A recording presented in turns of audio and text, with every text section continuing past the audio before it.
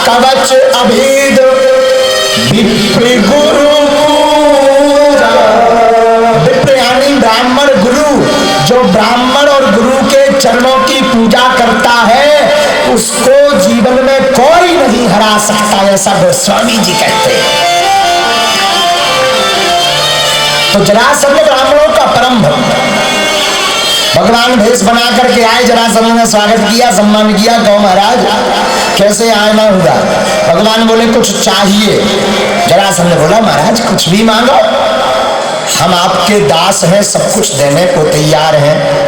जरासंध कहता धन मांगो, दौलत मांगो, आप जो भी मांगो सब हम देना चाहते हैं। तो भगवान ने वचन हरवा लिए और जरासंध पहचान गया कि ये ब्राह्मण नहीं है। इनके हाथों के जो धनुष के निशान हैं, तीर पकड़ने के प्रतिंचा के निशान, वो बता रहे ये ब्राह्मण नहीं। ब्राह्मण बड़ा कोमल होता है, सहज होता है। तो जरासंध बोला कि मांगो महाराज, फिर भी आप ब्राह्मण बन के आए तो हमारा धर्म है। भगवान ने कहा देना है तो आप हमें द्वंद्व युद्ध करने की भिक्षा दान में दो। जरासंध ने कहा कि आप हो कौन? भगवान बोले हमें तुम्हारे पुराने वाले दुश्मन कृष्ण, ये भीमसेन है, ये अर्जुन है, और हम चाहते हैं कि आप हमसे द्वंद्व युद्ध करो। जरासंध बोले सुना तुम तो वैसे ही भगोड़ा है, रण छोड़ करके भग गए थे, तो तुमसे तो युद्ध करने का कोई मतलब नहीं। अर्जुन की बात कहें तो अर्जुन 1.5 हड्डी को है, हमारी बराबरी लायक है नहीं, तो अर्जुन से भी हम युद्ध नहीं करेंगे। भीमसेन थोड़ा तगड़ा है, ये इससे लड़ सकते हैं, कहो तो। भगवान बोले नहीं से लड़ जाओ। भीमसेन बोले मुझे ताकत पर कहूँ पुर्जा ढीले कर लें आप अतोजे। भगवान बोले चिंता न करो, लड़ो हम हैं। महाराज जरासंध का और भीम का युद्ध हुआ भयंकर, दिन भर युद्ध चलता था। शाम को जरासंध उनको अतिथि मान करके स्वागत करता था।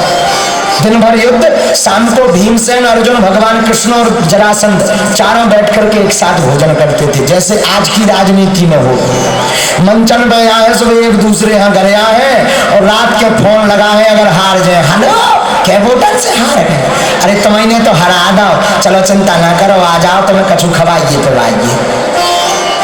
आज की राजनीति में भी ऐसा होता है। वैसे ही उस समय में जरासंध, भीम, अर्जुन और कृष्ण चारों दिन में जरासंध भीम से युद्ध करता था, रात को अतिथि मान करके सबका स्वागत करता था, प्रसाद चढ़ाता था, भोजन देता था। अनेक दिन बीत गए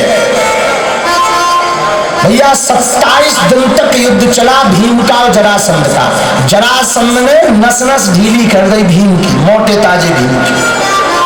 27वें दिन शाम के भीम बोले महाराज अब नहीं हमें लड़ने।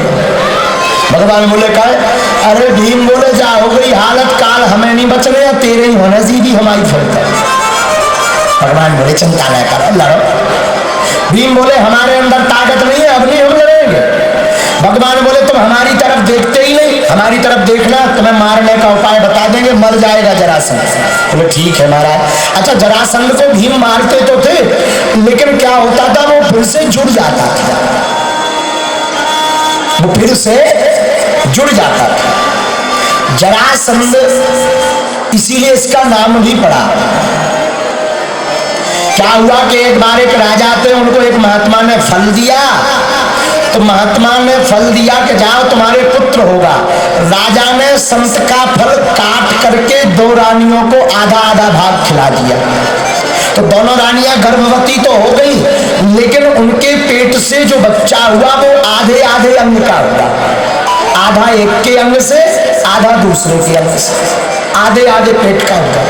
रानियां परेशान हो गई, मन में सोचा कि बच्चे तो किसी काम के नहीं, आधे आधे अंग के भय सोई दोनों रानियों ने नवजन्मित बच्चों को महल से बाहर फेंक दिया। उसी समय एक जरा नाम की राक्षसी जा रही थी। जरा नाम की राक्षसी ने दोनों बच्चों का आधा आधा अंग देखा तो अपने प्रताप से दोनों बच्चों को शक्ति बल से जोड़ दिया और उससे एक नन्हा रोता हुआ बालक बन गया।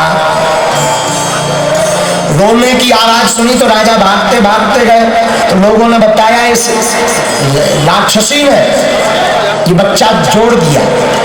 राजा बड़े खुश हुए, पूछा कि आपका नाम क्या? बोले हमारा नाम जरा है। और भैया सिंधु के किनारे इस बालक का जन्म हुआ, इसलिए इसका नाम रखा जरासंध। क्या रखा? जरा नाम की राक्षसी से सिंधु यानी समुद्र के किनारे जन्म हुआ, इसलिए इसका नाम रखा जरासंध। बोलो सीताराम। क्या रखा? जरासंध। अब जरासंध मर क्यों नहीं रहा? ये जैसे ही भीम मारे सोई वो आपस में जुड़ जाए। अब 28वें दिन युद्ध हुआ। भगवान ने भीम की तरफ इशारा करके एक तिनका लिया और तिनका को बीच से फाड़ दिया और दोनों को विपरीत दिशा में फेंक दिया। विपरीत यानी उल्टी, बीच से तिनका फाड़ा और विपरीत दिशा में फेंक दिया। भीम समझ गए कि जरासंध का वध ऐसे होगा। भीम ने जरासंध को पकड़ करके फाड़ा और दोनों को विपरीत दिशा में फेंक दिया तो दोनों जुड़ नहीं पाए, जरासंध का उद्धार हो गया। इस प्रकार भगवान ने जरासंध का वध किया। राजसू यज्ञ हुई बड़े आनंद के साथ।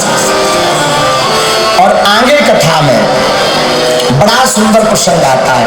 कृष्णस्यासीत सखा